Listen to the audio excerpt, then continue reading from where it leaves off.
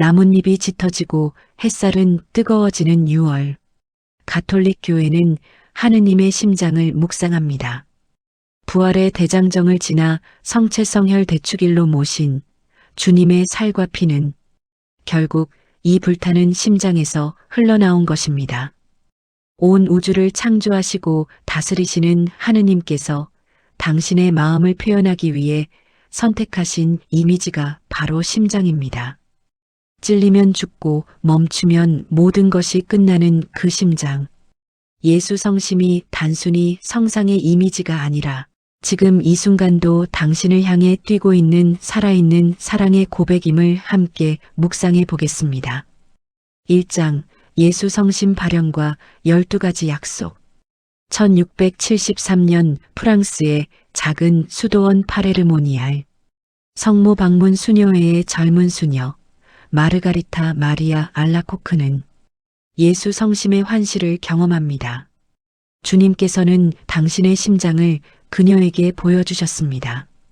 불꽃에 둘러싸여 가시관에 에워싸이며 십자가가 꽂혀 있는 심장. 그리고 이렇게 말씀하셨습니다. 보아라, 인간들을 너무나 사랑하여 지칠 줄 모르고 스스로를 소진해온 이 심장을. 그런데 그 사랑에 대한 보답으로 받는 것은 대부분 냉담과 배은망덕과 모욕뿐이다. 가시관은 우리의 죄가 그분의 심장을 찌른다는 것을, 불꽃은 그럼에도 꺼지지 않고 타오르는 사랑을 상징합니다. 상처 입고 있으면서도 여전히 불타고 있는 심장. 그것이 예수 성심입니다. 주님께서는 이 발현을 통해 예수 성심을 공경하는 이들에게 12가지 약속을 주셨습니다. 그 가운데 오늘 우리에게 가장 큰 위로가 되는 약속이 있습니다. 냉담한 영혼은 열성적으로 변할 것이다. 지금 내 신앙이 식어버린 것 같고 의무감으로 성당에 앉아 있는 것 같아 마음이 괴로우신가요? 주님은 이미 약속하셨습니다. 당신의 불타는 심장이 내 차가워진 영혼의 온도를 다시 뜨겁게 녹여주겠다고. 우리가 해야 할 일은 무엇일까요? 그저 그 심장 앞에 내 마음을 내려놓는 것입니다. 뜨겁게 기도하지 못해도 좋습니다. 아름다운 말로 고백하지 못해도 좋습니다. 차가운 마음 그대로 가져가도 됩니다. 그 냉담함 자체를 안고 예수 성심 앞에 나아가는 것, 그것이 이미 응답입니다. 2장 지극히 거룩하신 예수 성심 대축일, 상처 입은 치유자. 이 대축일은 언제나 성체 성혈 대축일 바로 다음 금요일에 거행되는데 이것은 결코 우연이 아닙니다. 금요일은 주님께서 십자가 위에서 당신의 모든 사랑을 쏟아부으신 날이기 때문입니다. 요한 복음사가는 십자가 위에서 벌어진 한 사건을 특별히 기록합니다. 군사 하나가 창으로 그분의 옆구리를 찔렀다. 그러자 곧 피와 물이 흘러나왔다. 교회는 이 거룩한 상처 안에서 성체성사와 세례성사의 원천을 바라봅니다. 우리의 죄가 만든 상처에서 우리를 살리는 구원의 물과 피가 흘러나온 것입니다. 예수 성심의 신비는 여기에 있습니다. 주님의 심장은 상처가 없는 깨끗한 심장이 아닙니다. 우리의 냉담과 죄로 인해 찔리고 상처 입은 심장입니다. 그런데 바로 그 상처에서 치유가 흘러나옵니다. 우리의 죄가 만든 상처에서 우리를 살리는 성사의 물과 피가 흘러나옵니다. 신학자 헨리 나우엔이 표현한 말처럼 주님은 상처 입은 치유자이십니다. 상처 없는 완전함으로 우리를 치유하시는 것이 아니라 당신 자신의 상처를 통해 우리의 상처를 안으십니다. 바로 이 상처 입은 치유자의 마음을 가장 닮아야 하는 이들이 있습니다. 교회는 지극히 거룩하신 예수 성심 대축일에 사제들의 영적 성장을 위해 기도하는 사제 성화의 날을 함께 지냅니다. 1995년 성 요한 바오로 2세 교황님이 제정하신 이 날은 사제들이 예수 성심의 그 뜨거운 사랑을 본받아 자신을 성화하고 목자로서의 사명을 새로이 다지는 날입니다.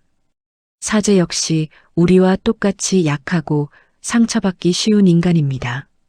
제대 위에서 완전하신 그리스도의 대리자로 서 있지만 그들 또한 세상의 유혹과 영적 고독 속에서 분투하는 나약한 존재들입니다. 주님의 심장이 창에 찔려 피와 물을 쏟아내셨듯 사제들 또한 자신의 온 삶을 소진하며 신자들에게 성사를 베풀고 있습니다. 그러므로 이 대축일에 우리가 해야 할 소중한 몫이 있습니다. 내 본당의 신부님을 위해 이 땅의 모든 목자들을 위해 마음을 모아 기도하는 것입니다. 그들이 예수 성심이라는 든든한 샘터에서 지치지 않는 은총을 길어 올릴 수 있도록 사제들의 상처가 주님의 성심 안에서 치유될 수 있도록 기도의 선물을 건네야 합니다. 지금 여러분의 가슴 안에도 아픈 자리가 있으신가요? 아물지 않는 상처, 고백하기 부끄러운 죄, 스스로도 이해하기 어려운 내면의 어둠. 예수 성심 대축일의 주님은 말씀하십니다. 나도 상처 입었다. 그리고 그 상처가 너를 고쳤다. 3장. 티 없이 깨끗하신 성모 성심 기념일. 함께 아파하는 어머니의 마음. 예수 성심 대축일 바로 다음 날 토요일, 교회는 티 없이 깨끗하신 성모 성심 기념일을 지냅니다. 하루 사이에 나란히 놓인 이 두 기념일은 단순한 우연이 아닙니다. 예수님의 심장과 성모님의 심장은 가장 깊이 연결되어 있기 때문입니다. 아기 예수님을 성전에 봉헌할 때 시메온 노인이 마리아에게 예언했습니다. 그리하여 당신의 영혼이 칼에 꿰찔리는 가운데 많은 사람의 마음속 생각이 드러날 것입니다. 아들의 탄생 기쁨 한가운데서 어머니에게 건네진 이 예언은 십자가 아래에서 그대로 이루어졌습니다. 성모님은 아들이 십자가에 못 박혀 죽어가는 참혹한 현장을 떠나지 않고 그 고통을 온몸으로 함께 겪으셨습니다. 성모 성심의 신비는 바로 이 자리에 있습니다. 하느님의 뜻에 처음부터 끝까지 순종하셨습니다. 수태고지 때 말씀하신 것처럼 저는 주님의 종입니다 하는 그 자세가 십자가 아래서도 흔들리지 않았습니다. 그렇기에 성모님의 심장은 티 없이 깨끗하다고 교회는 고백합니다. 원죄와 모든 죄로부터 자유로운 하느님께 온전히 내어드린 심장입니다. 우리가 예수 성심으로 나아가는 가장 안전하고 빠른 길이 성모 성심을 통하는 것인 이유가 여기 있습니다. 성모님은 아들의 심장 박동을 가장 가까이에서 들은 분입니다. 그분의 품에서 자라시고 그분의 손에서 생의 첫 빵을 받으신 분. 성모님께 우리의 마음을 맡기면 그분은 우리를 아드님의 심장 앞으로 데려다 주십니다. 4장. 일상에서 예수 성심을 사는 법. 예수 성심 신심이 우리에게 요청하는 것은 높고 어려운 영적 체험이 아닙니다. 가장 구체적이고 작은 일상의 실천입니다. 먼저 매월 첫 금요일 영성체입니다. 성녀 마르가리타 마리아에게 주신 약속 중에 9개월 연속으로 매월 첫 금요일 미사에 영성체를 받는 이들에게 임종 때 특별한 은총을 주시겠다는 약속이 있습니다. 이것은 마법적인 보상이 아닙니다.